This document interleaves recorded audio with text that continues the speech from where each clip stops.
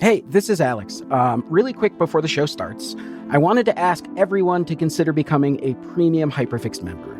And I am asking actually pretty selfishly, not because we need more money, though we do.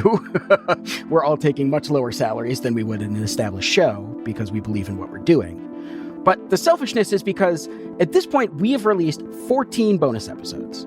And I know a lot of people feel like bonus episodes are where podcasts just phone it in. And to be sure, we're taking a lighter touch in terms of editing them. But if I'm being honest, some of my favorite episodes we've done so far are bonus episodes. And right now, we have 2,300 premium subscribers, give or take, which means only a small fraction of our audience is getting to hear them. So if you sign up, you will get a backlog of 14 episodes, as well as 2 a month going forward. And it'd mean a lot to us if you'd consider. Also, we're going to be working on some merch soon, and it'll only be available to premium subscribers, and it is going to be good. I'm very excited. You can become a premium member at hyperfixedpod.com/join. And look, I know the world feels completely upside down right now, and a lot of people are not feeling super financially secure, and I totally get that. So if you can't afford a premium membership, here's another way you can help.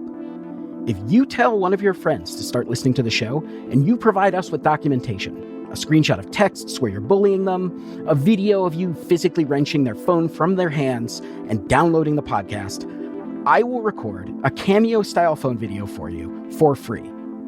I don't care if that means I have to do thousands of them. I just want this show to reach as many people as possible. So email your proof that you are bullying your friends to listen to Hyperfixed to problems@hyperfixedpod.com, along with whatever you'd like me to say in your Cameo, and I'll make a video for you. Okay, thanks so much. Here's the show. Hi, my name's Alex Goldman. This is Hyperfixed. On this show, listeners write in with their problems, big and small, and I solve them. Or at least I try. And if I don't, I at least give a good reason why I can't. This week, the world's greatest episode. So, Kyle, welcome back. Yep. This is Kyle, and this is not his first rodeo. He was actually on an earlier episode of Hyperfixed, the episode about the reliability of measuring tape. And after we answered that question for him, quite successfully, I might add, Kyle wrote back to us saying there was actually this other bigger question he had, and he wanted to see if we could help with it. Now that you have any problem, is your first thought like, oh, I've got this friend at the podcast that solves problems, I'm just going to call him? You know, last time I was thinking too small, I think.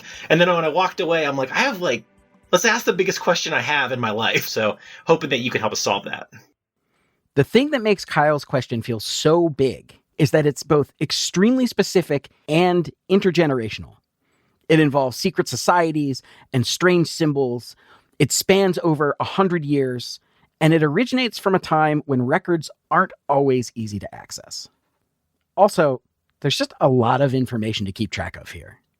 So with all that in mind, I think the best place to begin this story is where it begins for Kyle, at home, on the sofa, watching TV with his mom.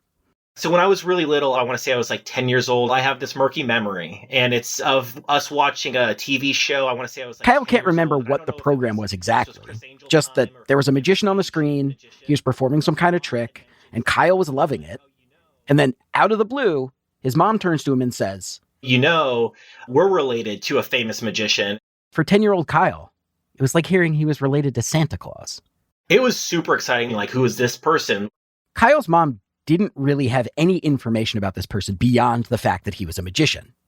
But she knew he existed because back when she was a child, she found one of his possessions, an artifact tucked inside her mother's jewelry box. It was a gold medal, the kind that gets pinned to your lapel, typically in recognition of some distinguished service or military achievement. Except in this case, under the forgotten name of the forgotten ancestor, there was an unforgettable inscription. It said, "The world's greatest mind reader."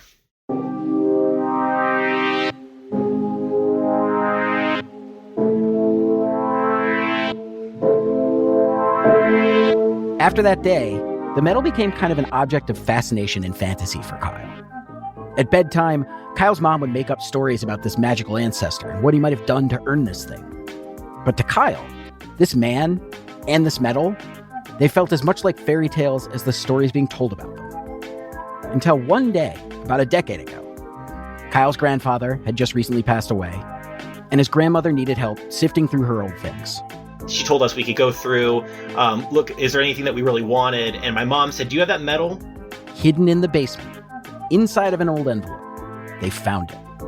The object of Kyle's childhood fantasies. The mysterious gold medal. Time and neglect had worn away some of its original splendor. The gold plating was starting to chip away, the copper underneath was turning green, but the inscription on the front was as clear as day. It said, "Presented to Andrew J. Seymour, March 21st, 1891. The world's greatest mind reader." And then it was like, wow, this is real. It kind of felt like I was like actualizing a fairy tale, kind of, like I'd heard about it and now it's in front of me. So it felt like important to figure out why, like what is it and why is it a thing? For the last 5 years, Kyle has been trying to answer these questions about the medal. And he's amassed an insane amount of information in the process, especially about its recipient, Andrew J. Seymour, who it turns out is Kyle's great-great-great-grandfather. Andrew J. Seymour was a touring magician during the later Gilded Age. Kyle has found hundreds of newspaper articles about his exploits. And because Andrew was working in the heyday of yellow journalism, the stories written about him were absolutely bonkers. Kyle's found stories about Andrew using telepathy to solve crimes, and ones about how he drove blindfolded to find hidden objects around the city, scaring all the passengers who drove with him, but delighting them with his abilities as well. And then, toward the end of his career, there was this absolutely epic showdown between Andrew and the state of Illinois over the right to bury himself alive. And this article was seen in every newspaper in the United States. People followed this like it was gossip drama. It's probably what he's most famous for, is trying to bury himself alive for 30 days, and the city wouldn't let him, and they went back and forth, and he eventually lost. For 30 days? He thought he could seal his mouth shut with like beeswax and put himself into a coma, basically, in a box underground for 30 days. So, yeah, Kyle has found a ton of public information about Andrew J. Seymour and his magical shenanigans. But the world's greatest medal has never been mentioned in any of them. And maybe that doesn't seem weird to you, but how about this? Kyle also found a book that Andrew wrote. It's at the Library of Congress, and it's called The World's Greatest. Get out of here. Yeah, they have a PDF online, so I'm like, here it is. This book is going to have everything I need to know about the medal in it, right? Not one single mention of the medal in this book. In all these years of searching, Kyle hasn't found a single reference to this medal anywhere. But Kyle and his mom have some theories about where this medal came from and why there's no information about it available to the public. And the answer to both of those questions lives on the back of the medal. On the back, I don't know if you can see, there's all these like little inscriptions and messages and symbols, right? Oh, yeah. It's a bit hard to make out, but it says, "Presented to Andrew J. Seymour by his friend Dr. Albert Merlin at Austin's Nickelodeon in Boston, Massachusetts." Which I've Googled it. It is a theater. "For accuracy, diversity, and rapidity. You excel all mind readers, living or dead, for I have met them all." And right in the center of all this writing is a symbol, or maybe I should say an amalgam of two symbols, which represent two historic fraternities. The three-link chain of the Oddfellows and the square and compass of the Freemasons.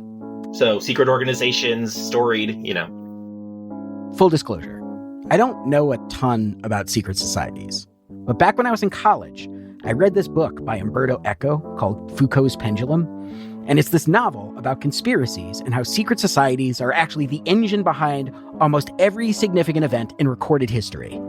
And the more I encountered secret societies in things like Dan Brown, Alan Moore's Jack the Ripper story From Hell, even the Stonecutters on The Simpsons, they always wield this massive amount of influence from somewhere in the shadows. And the thing is that because these groups, the Masons and the Magicians, are so famously secretive about their activities, Kyle hasn't been able to get anyone to talk to him about this medal, which is why he came to us. What would help you feel like this is solved? Do you just want to know why he got this medal? So what I want to know is all of this research was really to find out where this, as much as it's interesting to learn about my family history, what I want to know is what this medal is. Is it a Masonic secret organization thing, which possible because of the symbols? Is it a gag? Was it part of a rite of a secret magic organization? I'm not sure. And that's what I'm really hoping you can help me with, because my research has really come up blank in that area of like, what is this thing? And that's kind of what I want to know is this an important piece of history, or is it just kind of like a fun thing that two guys traded? More than anything, Kyle wants context. He wants to know why his great-great-great-grandfather was awarded this medal, and whether he'd actually done anything to warrant being called the world's greatest mind reader. So that's what we're going to be chasing. And we have a lot of clues to help us do that. But just to recap what we know so far, the medal has two names on it, Andrew J. Seymour and Dr. Albert Merlin, both of whom were known to be magicians. We have these two fraternal symbols on the back, belonging to the Freemasons and the Oddfellows. And we have the date and location of the event, March 21st, 1891, at Austin's Nickelodeon in Boston, Massachusetts. With all these clues at our disposal and multiple avenues to explore, we toyed with the idea of splitting the research up, with one producer chasing the magic angle, the other producer chasing the Masonic angle, but as luck would have it, we found a source who embodied both. In the United States, from approximately 1870 to approximately 1920 is known as the Golden Age of fraternalism. This is Brent Morris. In his professional life, he spent 25 years as a cryptologist for the NSA. And don't think for a second I haven't put his name in my back pocket for future stories about cryptology, government secrecy, code cracking, programming. Believe me, we're going to come back to this guy. But the reason we're talking to him today is because he is both a magician and a master mason. And when we came to talk to him about Kyle's question, the first and most important thing he wanted us to understand is that back in the Gilded Age, when Andrew was coming up in the world, as many as 40% of all men in America were estimated to belong to one or more of these secret societies at its peak. 300 fraternal organizations were created during that 50-year period, at least. That means that is 6 a year for 50 years. Every other month, nonstop, for 50 years, a new fraternal organization was created. Wow. Out of this period, we get the Elks, the Knights of Columbus, the Moose, the Shriners. The list goes on. And it wasn't because everyone had suddenly become interested in secret knowledge or ritualistic butt paddling, because apparently that isn't even a thing they do. But in the post-Civil War era, most fraternal groups, and particularly the Oddfellows, offered their members a social safety net that the government simply didn't provide yet. You could meet a stranger who'd identify himself as a member of your fraternity, and you would promise to take care of him. You'd feed him, you'd house him, you'd help him find a job. And that was an odd thing to do. So they started calling themselves Oddfellows. That's pretty great, honestly. Yeah, I mean, it's pretty cool. And it provided very practical benefits, essentially burial insurance, health insurance, job insurance. This is at a time where you're working in the shop and you cut your hand on Monday morning, and by the next Monday you could have sepsis and be dead. Right. There are no antibiotics. Who's going to take care of the children? So the Oddfellows at one point had retirement homes and orphanages all over the countryside, typically one per state. Membership meant taking an oath that you would come to your brother's aid whenever he needed it, and he would have to come to yours, which, Brent pointed out, would be tremendously helpful for a traveling magician like Andrew. So if he rolled into town and there were no hotel rooms available, he could invoke what's called the Mason word, and the brother would have to help him find a place to stay. Now, when you read about the Mason word, it says that the Mason word enables a Mason to summon another brother to come to his aid. He can summon him from the highest steeple in Christendom. Well, that's kind of cool. That is cool. And according to Brent, that's also a significant part of why these organizations have developed a reputation for being conspiratorial. For example, Brent told me that one time he was on vacation with his wife in London, and as she's unpacking, she realizes she didn't pack her medication, and she needs to take it in the next 24 hours, or it's going to be a problem. So the next morning, Brent calls a local friend who's a Mason. And I said, we need to find a physician who can prescribe this medication to my wife, and we need to do it within, the next 8 hours. He said, let me give you a call back. So 15 minutes later, I get a call from him, and he says, my cousin is a physician. He has an opening in his office at 10:45, and your wife has an appointment. Oh, wow. Okay. I gotta say, this whole secret society thing sounds like a pretty good deal. Like, I think we would all be better off if we had an oath-bound collective that helped us cut through some bureaucratic bullshit of navigating life on our own. But also, I can see how, if the brother you called upon happened to be in a position of power, say, chief of police, or the president of the United States, which I mentioned because there have been over a dozen presidents who are also Freemasons, that system of bypassing bureaucracy could easily turn into something more sinister. But maybe we can talk about that in a bonus episode. For now, we've got a medal to discuss. I'm wondering if you have any theories as to why this medal might have been awarded to Andrew Seymour. A couple ideas come to mind. Okay. One is it could be sort of a gag gift. Maybe he was the guy who was in charge of the summer picnic where the Oddfellows and the Masons had their annual fundraiser. And then he got exactly the right number of cakes to serve for dessert. There was none left over. And so they said, you must be a mind reader. Every year, good old Bill knows the right thing to do. And so this was some type of an inside joke. To me, this theory seemed silly to the point of being unbelievable. Because this medal, it wasn't like it was a participation trophy they gave to kids at the end of soccer season. It's gold-plated. And I just don't know why anybody would bother doing that if it was going to be a gag gift. But Brent's second theory was actually pretty interesting. And it presented us with a possibility that we had never even considered. Maybe he was a performer and he made his living performing, and either he came through town where this is where he lived, and the Oddfellows and the Masons are sponsoring a show, and they're going to give him a medal that says world's greatest mind reader because he did that as an act. In other words, maybe Andrew J. Seymour wasn't a Freemason after all. According to Brent, fraternal organizations do occasionally give awards to non-members, typically for acts of service or when they've contributed to one of the organization's charitable endeavors. So maybe this thing at Austin's Nickelodeon was some kind of Masonic charity event, and Andrew's magical mind-reading powers had been volunteered as an attraction that people paid to see. Either way, we realized we needed to settle the issue of Andrew's affiliation. The thing is, finding out if Andrew was a member of one of these fraternal organizations turned out to be a shockingly complicated endeavor. There's actually no central database where you can go to find out if someone is a member of one of these fraternal organizations. In the US, each state had its own Grand Lodge, and each Grand Lodge manages its own database of members.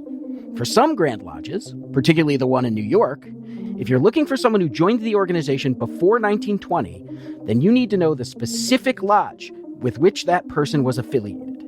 And in a state like Massachusetts, for example, there may be hundreds of lodges that are active at the same time. And remember, Andrew was a traveling magician. He lived in at least 4 states over the course of his lifetime.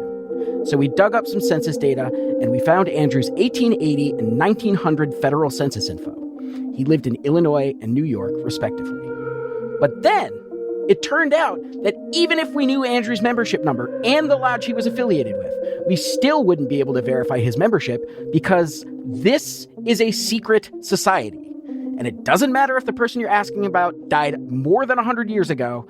Unless you're a member of that person's family, they are not letting you in on their secret. I do want to say that everyone we connected with was actually very cool about the whole thing. And we were eventually able to confirm Andrew's affiliation 2 ways. First, we asked Kyle if he could let the Grand Lodge of Illinois know that he was in fact a descendant of Andrew J. Seymour, so that they could forward any membership documents over to him, which they kindly did. And second, by digging up Andrew J. Seymour's obituary. Remember how Brent said that one of the appeals of membership was burial insurance? Well, when Andrew died in 1913, according to his obituary, he was buried by the Benevolent Order of the Elks in their lodge-owned cemetery plot. So Andrew was part of 3 fraternal organizations over the course of his life: the Freemasons, the Oddfellows, and the Elks. And, all of this secrecy is kind of ridiculous when they published his affiliation in the newspaper. But anyway, once we got that settled, Brent connected us with someone based in Massachusetts who specializes in Masonic artifacts. So the first thing I'd love to know is if you could start by introducing yourself and telling us what you do for a living. Sure. My name is Hilary Anderson Stelling, and I'm the Director of Exhibitions and Collections at the Scottish Rite Masonic Museum and Library in Lexington, Massachusetts. The Scottish Rite Museum explores both Freemasonry and fraternalism through the lens of American history.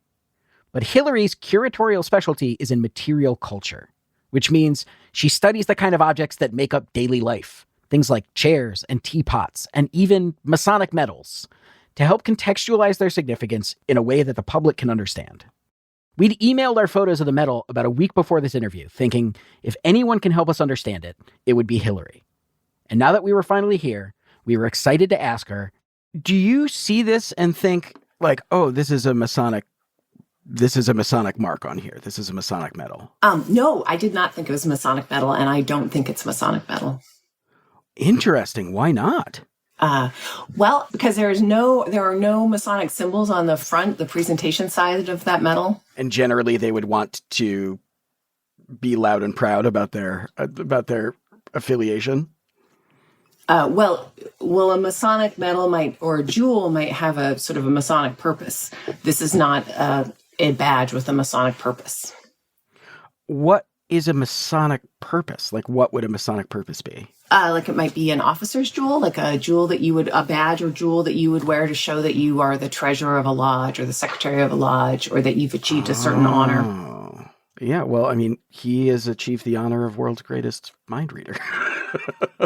I guess that's what, as you said, loud and proud. That's what's loud and proud about that.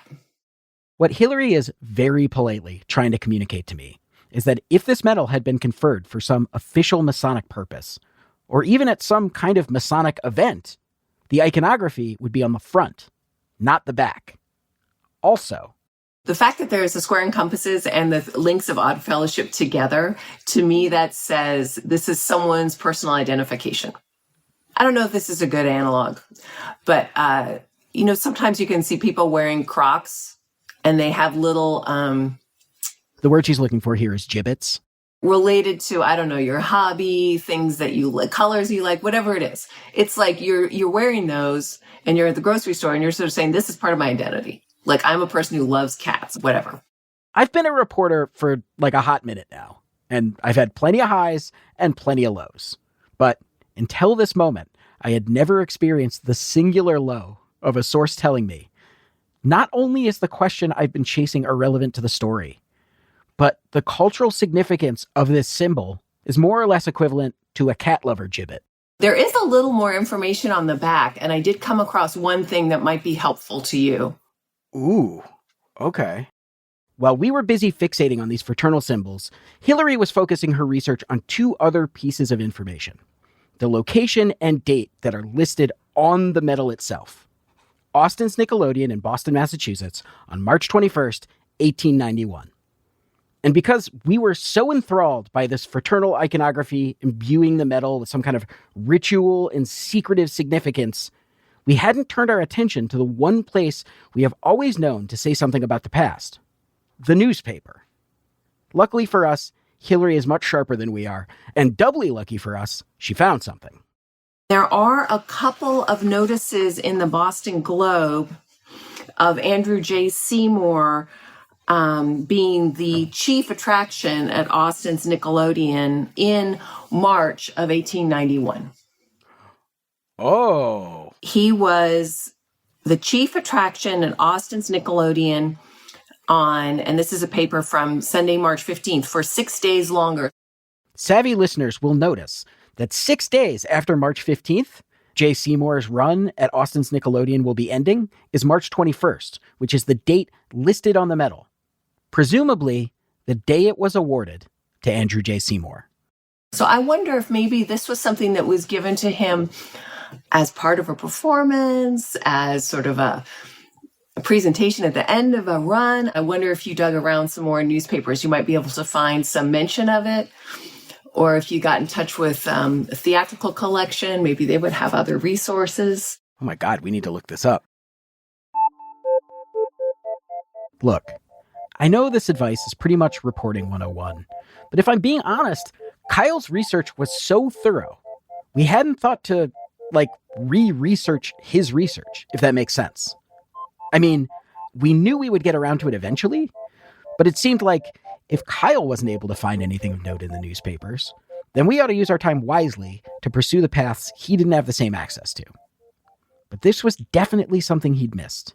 And even though we felt pretty sure that Hillary was right, the medal must have been awarded to Andrew at the end of his run, we still needed to find something to verify that. And once we found it, we'd still need to figure out why a run like this would be worthy of a gold-plated medal. Hillary suggested we start focusing more of our research on Austin's Nickelodeon, which was definitely an angle we'd been neglecting. So we pulled up newspapers.com and started working our way through every single article. And when we reached the end of our digital results, we turned to the analog archives by reaching out to the Boston Public Library and asking directly.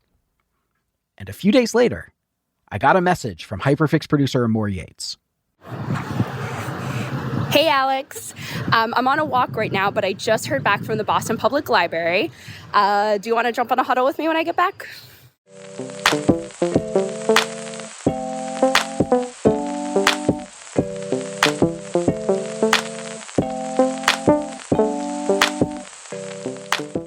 After the break, we find out if this is going to be the world's greatest episode or the world's greatest letdown. Or maybe a little bit of both. Man, we are really setting you guys up to be disappointed. Come on, you know we figured it out. This is Hyperfix. We fix everything. Kind of. Like, we fixed a lot of stuff. Just listen after the break. It'll be good, okay?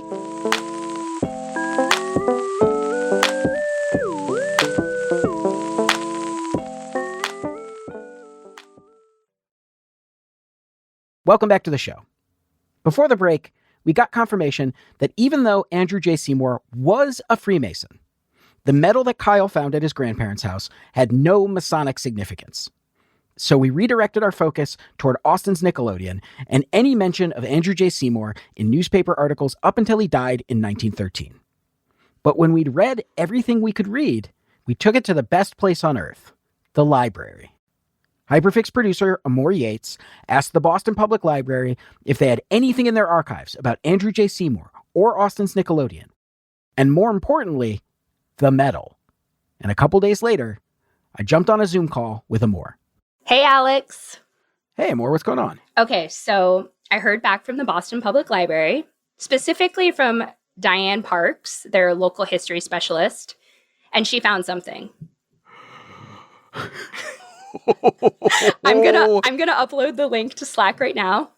Okay, it's uploading. This clip you're opening up is from the Boston Journal. Let me know when you have it open. Okay, here we go. I can't wait. Professor Andrew J. Seymour, the mind reader, who has been giving exhibitions in Boston the past fortnight, and on Tuesday evening last gave some of his best tests for the entertainment of the members of the press club, was presented with a handsome gold medal Saturday evening at the close of his engagement. The medal, valued at $75, is the gift of Dr. Albert Merlin. The presentation was made by Professor Wendell H. Ordway, who was Barnum's lecturer in London and will be with the Great Showman again this season. Oh my God, you I am so impressed. The medal is in the fucking newspaper. I mean, honestly, all kudos to Diane Parks at the Boston Public Library. She told me that this was published in the local miscellany section on March 24th, 1891, which is 3 days after Andrew's medal, which is how we know that this medal they're talking about is Kyle's medal.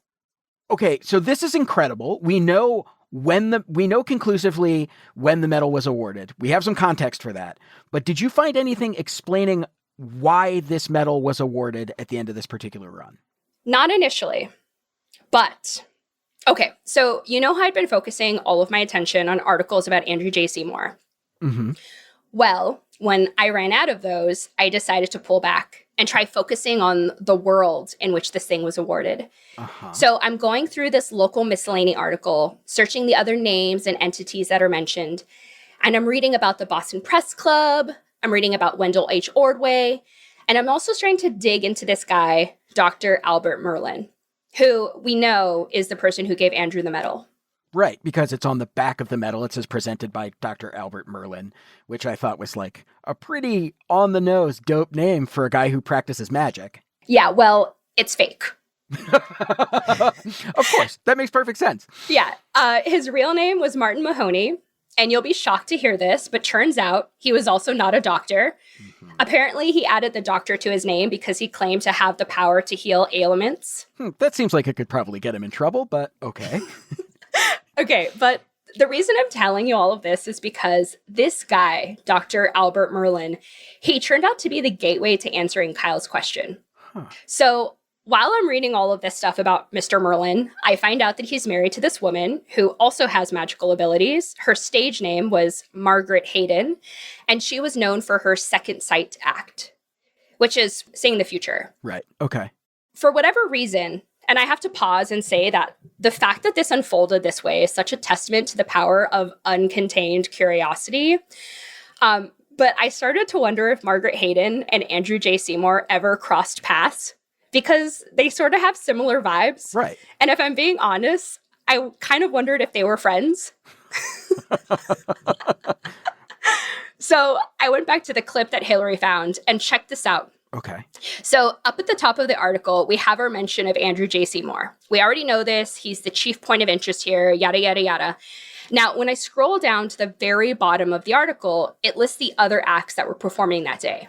There's a Japanese wire walker, whatever that is, some couple with exceptionally beautiful tattoos. And at the very bottom of the list, it's our girl, Margaret Hayden. Okay. So what does that tell us? Right. I mean, all this establishes is that Margaret Hayden was also performing at Austin's Nickelodeon around the same time as Andrew J. Seymour. Mm-hmm. But that fact brought me to this article. Okay. Alex, can you go ahead and read this? I've just linked it here for you. Yes. Margaret Hayden, who was delighted with her second sight act, was given a handsome medal at Austin's Nickelodeon last evening.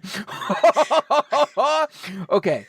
Policeman P.J. Kenny was presented with a gold watch and chain, and Wendell H. Ordway, the lecturer for many years with the Barnum Show, was given a solid gold medal. So they're just like, this particular industry is like lousy with medals where they're just giving them away. Gold isn't cheap, you know? I mean, it is the Gilded Age. I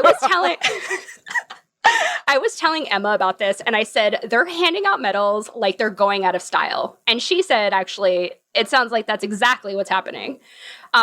Because just 15 days after Andrew was given this medal, this venue, Austin's Nickelodeon, it closed. Oh. And when the owner of this place, Colonel William Austin, was asked about why, the answer he gave was this. And I'm going to read a clip from this article.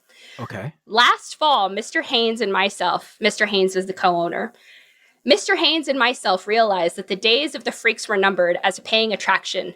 They may be good for a few years yet, but the public want novelty. Okay, so maybe it's because he calls his acts freaks, but it doesn't seem like people want to watch them so much anymore. Okay. And it gets worse. He says, I bid the freaks goodbye, and I wish them luck, but they have lost their usefulness, so far as I'm concerned. Oh, damn. It really does sound like that it was going out of style. Literally right after this, the venue is converted to an opera palace or like an upscale theater establishment. And Colonel Austin is not the only one making this kind of move.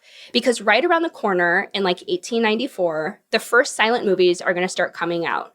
And this whole world of live variety shows where acts like Andrew and Margaret and that tattooed couple and the Japanese wire walkers, those people who'd been not famous, but like definitely talk of the town type of people, they were going to lose their audiences to this new form of entertainment, cinema. Okay. So the answer to Kyle's question about whether or not this medal is historically significant is like, kinda, yeah. Like in some way they were like obviously giving them out to a lot of people, but it is also a relic from the beginning of the end of this era where people would go see novelty performers, and that was the pop culture that people consumed. Yeah. And these performers still existed. Like vaudeville performances were still active for another 30 years or so. But in this moment, it seems like these performers are looking into the horizon and seeing their competition, which we know is going to consume the culture. That is incredible. That is amazing. When we circled back with Kyle a few days later, he was so stoked to finally have the answer to this question he has been chewing on since he was a kid. He told us that he had been so focused on Andrew himself, he hadn't even thought to investigate the world that Andrew was living in at the time this medal was awarded. But once we told him about the context, it recolored everything that Kyle thought he knew about the rest of Andrew's life. Also, what's interesting, and I'm sure Amor and Alex, if you guys have been doing research, you probably saw all the buried alive articles that there's like tens of thousands of out there. Like, it feels like he's at the end of something. He sees his expiration coming, and then he tries this big stunt to bury himself alive in Illinois, and he kind of goes off the deep end. Like, he goes from a very together vaudeville act. He looks like he's very professional. His ads are very nice. And then all of a sudden, he's kind of doing some crazy stuff. And I think that gives merit to your story of like, he's at the tail end of something. He sees it coming. There's like a lot of like celebrations. And then what? So I think this is it's fascinating. This whole idea is fascinating to me. In addition to the medal's historical value, we also discovered that the medal had a pretty significant material value as well. According to one of the articles Amor found in the Boston Public Library, Kyle's medal was valued at $75 in 1891. According to a variety of currency calculators, that is roughly equivalent to about $2,000 today. I won't take it personally if you still feel like it isn't. Does this feel solved for you? Yes. I mean, for me, it feels solved. There's a little bit of mystery that lives with me, but I love that we know why it was made and what it was given for. We know that they were playing up this act at the end of that era, basically. And I think that that's a really cool story. This episode of Hyperfix was produced and edited by Amor Yates, Emma Cortland, and Sari Soffer-Sukenik. It was hosted by me, Alex Goldman. Fact-checking by Sari Soffer-Sukenik. The music is by the mysterious Breakmaster Cylinder and me. The show was engineered by Tony Williams. This episode would not have been possible without the efforts of the following people: Diane Parks at the Boston Public Library, Zoe Hill, Jane Crone at the Grand Lodge of Illinois, John Overholt, Dean Carnegie, and Thomas Ewing. You can get bonus episodes, join our Discord, and much more at hyperfixpod.com/join. And this is a great week to become a premium member because we are going to have a ton of primary documents about Andrew J. Seymour, the medal, Robert Merlin, all these crazy cats on our website. Again, that's hyperfixpod.com/join. Hyperfixed is a proud member of Radiotopia from PRX, a network of independent, creator-owned, listener-supported podcasts. Discover audio with vision at radiotopia.fm. Thanks so much for listening. We'll see you soon. Radiotopia.